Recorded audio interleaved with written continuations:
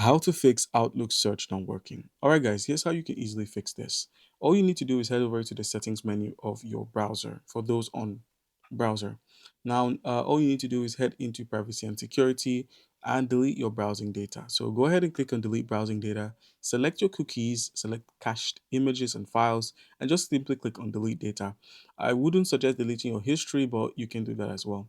Now, for those of you who are on the application version of Microsoft Outlook, all you need to do is go ahead and open up your search and then type in control panel. So go ahead and open up the control panel. Once you have opened up control panel, use the search at the top right to simply search for index. Search for indexing options. Go ahead and click on indexing options. And now it's going to open up indexing options. Once it does open up, go ahead and click on advanced. And then where we have index location, you can see it's set to Microsoft. So every single Microsoft application is going to be rebuilt and deleted. So where we have delete and rebuild index, that's for troubleshooting.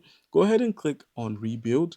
You're going to see rebuilding the index might take a long time. Go ahead and click on OK, and it should fix out the problem. Now, if that doesn't work and you don't want to go through this option, you could also use the search again to simply search for Outlook.